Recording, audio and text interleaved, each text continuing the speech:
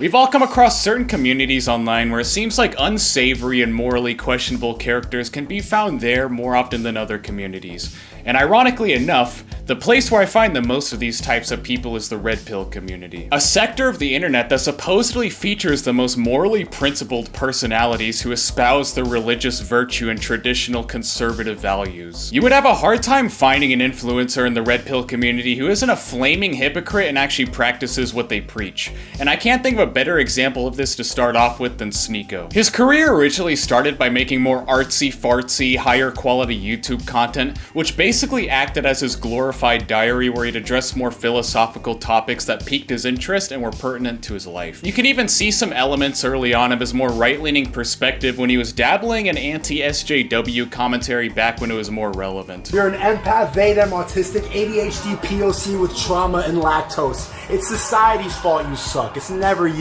You're different. But once Andrew Tate started gaining a ton of traction in the same community of people that Sneako was trying to appeal to, he began to base his entire personality around him, and his content became completely derivative of the same ideas Andrew would commonly promote and the subjects he would address, like women and money. So you've got people who have egos who don't deserve it, and you've got people who have egos who have earned it. You gotta earn your ego or else you look like a fucking asshole. And that's what triggers a lot of people about Tate, and I felt the same way my whole life because I felt like I've earned it. I am the man. There's no one on this planet who can do shit I couldn't do if I put my mind to it. People would text me like, "Oh, so you just think like you just have money and you think you're so good looking and smart and fun, you think you're the man, right?"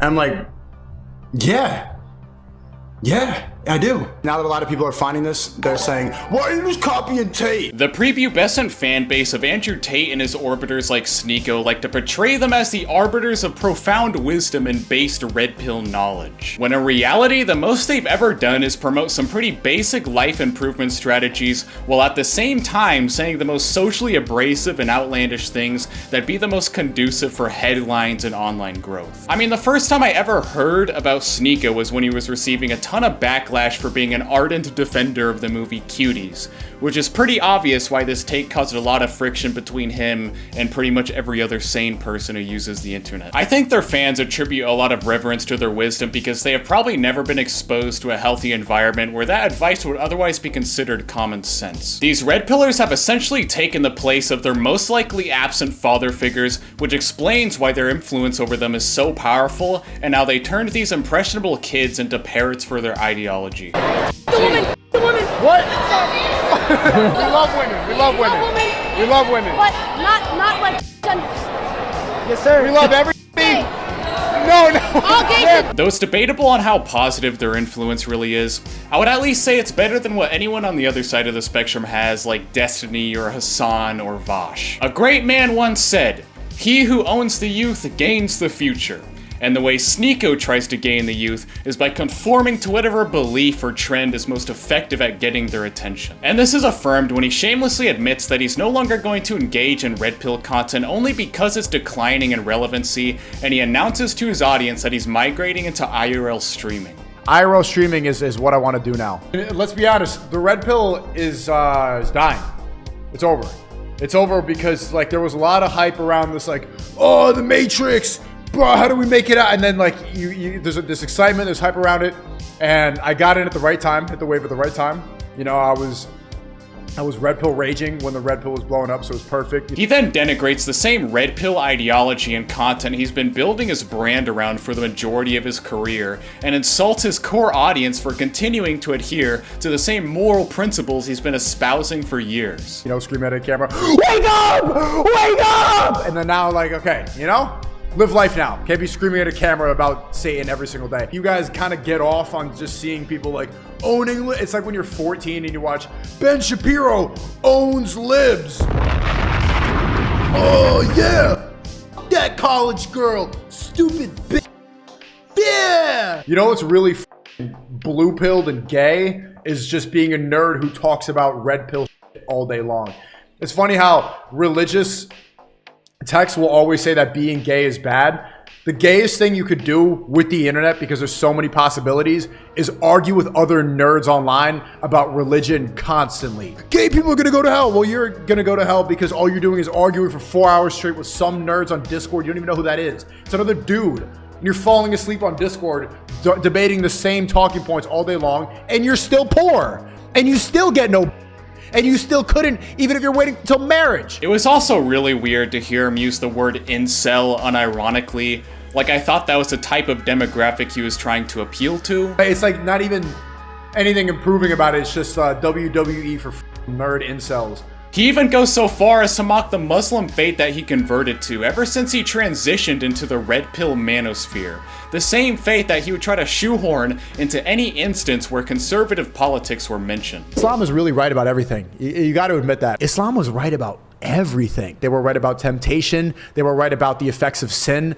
We get it. Porn is bad. Haram! Don't do that. It's a sin. That's like, oh my God, we get it. Can I go outside now? His two-faced nature becomes even more evident when you find out that before he converted to Islam, he was supposedly a devout Christian, and only turned his back on Christ when it was more convenient for his optics in the community. He was phrasing his reasoning for turning his back on the red pill community in such a disgustingly disingenuous way, by saying, "What's wrong with changing my style of content?" And I think one of the new criticisms that I'm getting is like, Sneako is always like changing. What, I'm always trying to make different types of content? No, you are betraying the moral principles that you've been developing and preaching for years, that you've built your entire career on. This is a personal lapse in dignity and has absolutely nothing to do with your style of content. You can still dabble in other genres of content like IRL streaming and maintain your ethical doctrine and integrity. Albeit that does seem like an impossible task for every other IRL streamer I've seen as of late. He mocks his audience again for calling him out on his moral inconsistency, and calls them losers for staying loyal to the same virtues that he's always promoted up to this point. You dissing the thing that made you famous? I've been famous. People are messaging me like, Sneako, move into an Islamic learning house. Bro, what the f are you talking about? I am not moving into an Islamic, you people want me to move into a mosque. And it's like, he's grifting. I'm not grifting. You betrayed us. Get a life, bro. Get a life. I'm done. I don't want to be in this. And that's what I realized on my core audience, like the people that come in here all the time. If you look at the comments with the video, I did a video with N3on and Jason Love, right? I'm talking about, you know, his religion, stuff like that. I'm talking about everything that you guys always obsess over about to just, you know, make my community happy, right? My Rumble comments, all that's like, Sneako's hanging out with these, Sneako betrayed us. Why is he eating dinner with these people? And says the real red pill is enjoying life and being around good people, which to him really just means living a life full of hedonistic degeneracy and surrounding yourself with terrible people. Actually being red pill, if you're talking about truth, is going and enjoying life, becoming better every single day, being around good people, having a good circle, enjoying the world. I understand that you might know the truth. Rumble people, you might know the truth about the world, blah, blah, blah. Doesn't mean you're better than other people because you believe in God and you think that OnlyFans girls are demons, right? That doesn't make you better than other people who are enjoying life. So what do you do for a living? Oh, okay, great. Like what type? OnlyFans. Okay, so what got you into? I find it fascinating, honestly. I just enjoy it. Like, yeah, I don't know. I could tell. You seem really relaxed. Like you seem like you get massages a lot and like you go to the gym. Yeah, I massage myself every day, kind of thing. Oh, you massage right here? Oh, okay. Best spot. Do you stretch at all? Like, do you make sure like you get your arm stretches in? Or he also delivers the final coup de grace to his reputation by fully admitting that the way he portrays himself online is a complete facade, and the image he puts out is dishonest and superficial. What you put on the internet, especially you've been doing it for as long as I have, what you put on the internet is not the definition of who you are. The obvious discrepancy between the ideas that he preaches and the ones he actually practices is pretty indicative of his cognitive dissonance, which is a trait I'm noticing among a few other members of the Red Pill community. One that comes to mind is Sneako's idol and mentor Tate, who coincidentally ostracized him from the Red Pill community right after he publicly announced his migration into the IRL sector. He did this by condemning virtually the entirety of the current IRL scene for promoting a degenerate lifestyle and associating with OnlyFans heathens, and pretty much willing to humiliate themselves in any way possible to please the content gods. Well, OnlyFans girls need attention to sell their OnlyFans, and losers need attention to sell their stream. And none of them have any talent. None of them are insightful. None of them have any wisdom or life experience. None of them have anything to teach you. Birds of a feather flock together. So my answer is, in this attention economy, unfortunately, on the race to the bottom, while everyone does more and more stupid things to get views, I don't think I am ever going to be surprised by how low they will sink. And if hanging around with an OnlyFans girl is going to get them some attention on the internet, they're going to do it. Same as they're going to do anything else to get some attention on the internet. Like degrade themselves endlessly, scream at a camera, be clowns, be morons, sip lean, whatever crap they do to get views. That's what they're going to do. It's very ironic and hypocritical that the person insulting these streamers for creating sexually degenerate content is Andrew Tate of all people. He's very open about the fact that he originally made his fortune by founding a cam whore business where he'd manipulate women into dressing scantily and siphoning money from desperate men online, which actively propagates the corn industry, something he is supposedly very adamantly against. And it's become a pandemic, right? So men are replacing genuine sexual relationships with just the computer screen. And it's becoming a very, very big problem. What's also funny is that he would take control of the cam girls' keyboards in order to type sexually to the men in chat and arouse them because I guess the girls weren't doing a good enough job. The dude made millions pretending to be a cam girl, getting men who are ejaculating. Wait, He's getting them off. There's a lot of material there for me to make fun of, and I didn't do it for a year. Yet men who are on the brink of ejaculating, the girls who are shaking their, they didn't talk to the guys enough, so he would be under a table. He bragged about this, typing. Now, when the girls were at the computer working, I was at the computer the entire time. So what I did is I unplugged their keyboards and plugged a new one in from me behind the screen. So the chicks would sit there and hit a keyboard that wasn't plugged in. And me and my brother, and eventually some staff I trained, would do all the talking. You get a man with game and give him a female's body, a female avatar, he will f a guy up. I had these guys selling their houses, life savings, loans, all of it to me. Give me it all. He would get them off for 8 hours a day. That's how he made his first million. Sneako addresses this by calling out Andrew Tate for his hypocrisy, failing to realize that he himself is also a hypocrite by promoting the careers of online workers while at the same time telling his fan base how detrimental corn use is and to never consume it. They do to get views. That's what they're gonna do. Okay. Obviously, I agree with a lot of the message. Apparently, have some disagreements with the messenger. Does that make me want to go and criticize or maybe call out hypocrisy? Yes. You don't believe that a percentage of your audience, after seeing these girls do jumping jacks with their titties out on stream today, are going to go and look these girls up and off? Just answer that question flat out. He's kind of right, though. There's a lot of people that are going to do that. This dude is so shameless that in the same segment where he's addressing Andrew Tate's criticisms, he brings his own sister along and lets everyone in his fan base know that she has an OnlyFans. Yes, she's an OnlyFans girl, but you are pathetic and a loser if you sign up for it. Is the worst thing for you? It makes me wonder if there's a conflict of interest concerning the IRL streamers who collaborate with OnlyFans girls. Apparently these women are making upwards of hundreds of thousands of dollars in new subscriptions just from being featured in their streams. I wouldn't be surprised if we later figured out that these girls are paying them to have airtime on their streams, since this seems to be a legitimate marketing strategy for their business. Pretty much every top IRL streamer currently in the scene will include some type of sexually provocative OnlyFans female as eye candy for their viewers, or just generally involve themselves with sexually promiscuous women in some way. Another offender of this that comes to mind is the late and great John Zherka. And similar to Sneako, he's also a massive hypocrite when it comes to practicing what he preaches. He proclaims his Christian faith with pride and builds his entire personality and brand around it in the same fashion that Sneako does. Yet it's impossible for me to tune into his streams without seeing him with some random whore and wired up on coke. I don't care about dying. I just want to convert as many people to Christ as possible. What's important to you? Jesus is king, and that's it. I went to a state where it's legal, 16, and I busted inside a 16-year-old, a child.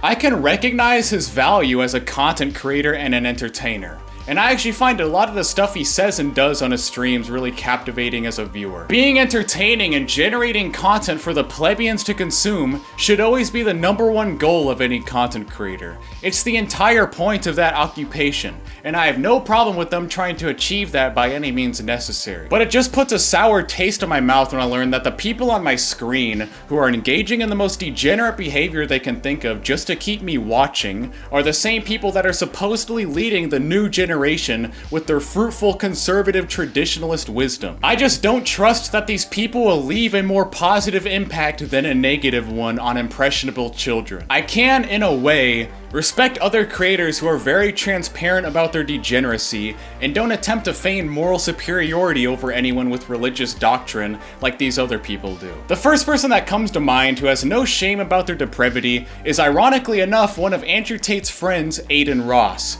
who he's frequently collaborated with in person and on stream for content. I see people on Twitter saying that Andrew Tate's callout was meant to be more directed at Adin's friend N3on, but I feel like all of his criticisms can easily be applied to most of the IRL scene, which is mainly comprised of Adin and his orbiters. It would kind of make sense if his callout was meant directly towards N3on though, since him and Andrew have always had some interpersonal friction pretty much since the first time they were introduced to each other. Streamer and you play video games all day. You're a disgrace to the Muslim. You know who the man is. The favorite yourself.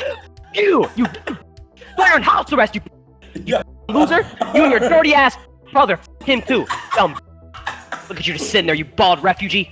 You. N3on's method of generating content essentially consists of him acting like an obnoxious public menace and saying the most outlandish, vitriolic things he can think of whenever he has a chance to speak.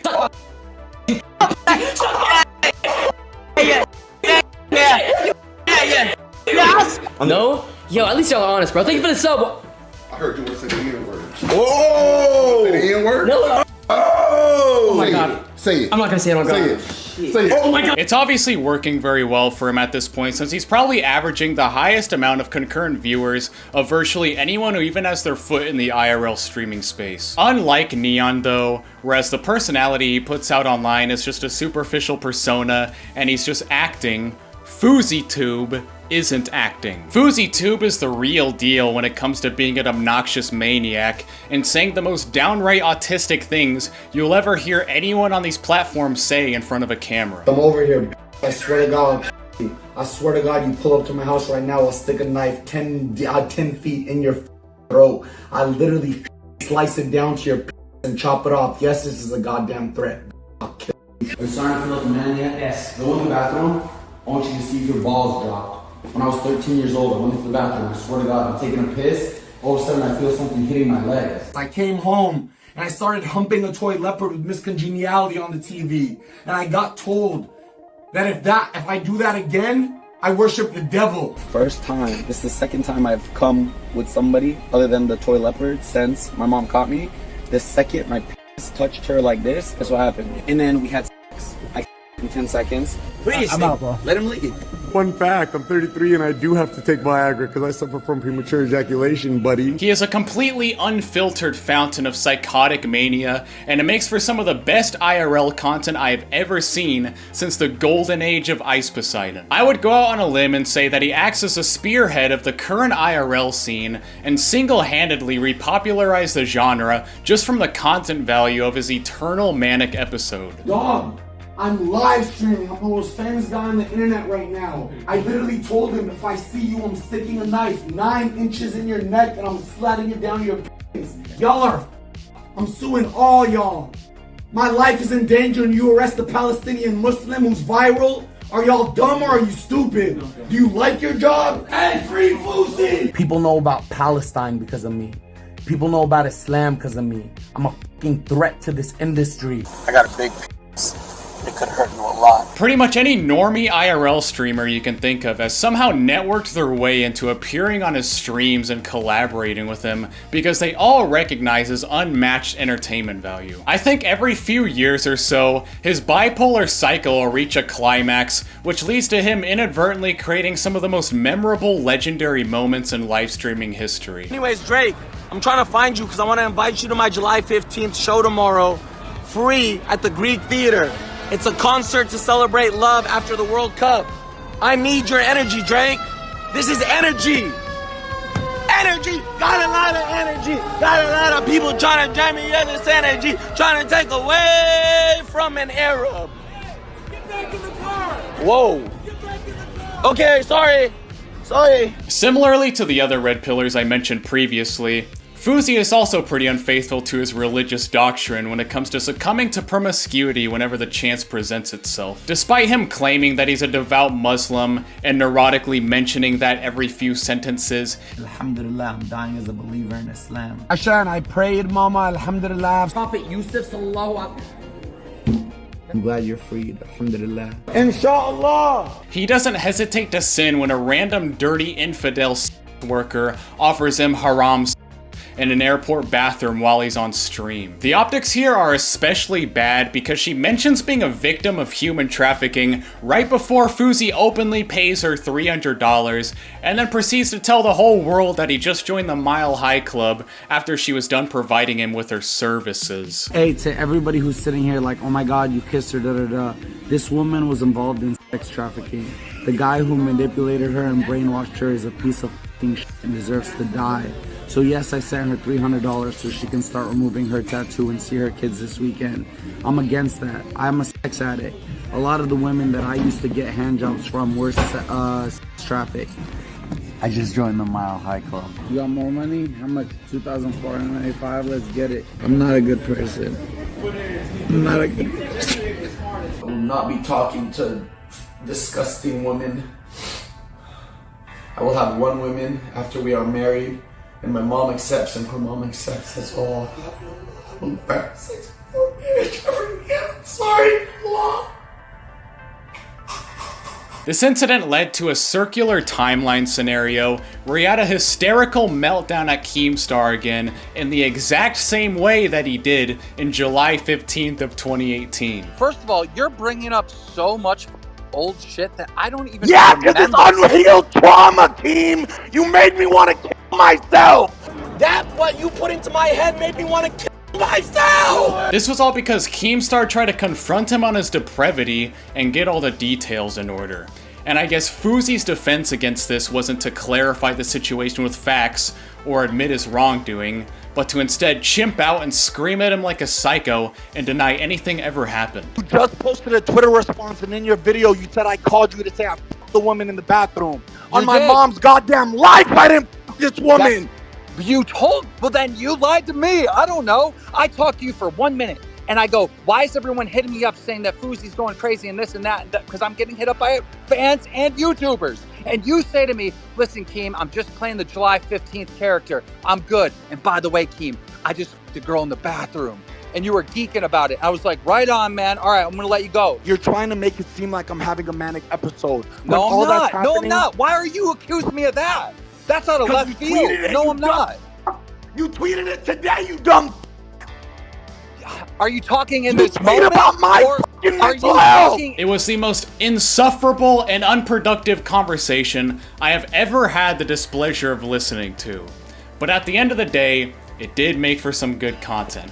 And at the end of the day, that's all that really matters. Long story short, this incident, in combination with the lore iceberg amount of antics he's gotten himself into since, led to a mania crescendo, which eventually landed him in a psych ward. I got fouled out. That's all it is. I'll be back. Y'all know that. Season 2 on the way. We champions now. Let's get it. G7, baby. He has since taken a mandatory break from live streaming, but his impact can still be felt to this day in the IRL space, and he will never be forgotten. Content is king, as I like to say. And if being a totally obnoxious freak is what it takes to make that content, then so be it. Just don't put on a facade of virtue and moral righteousness while doing it.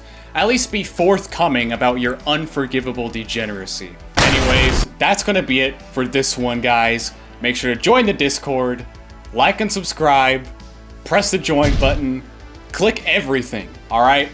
I'll catch you guys in the next one. Peace! They thought July 15th was bad. That was fucking warm up.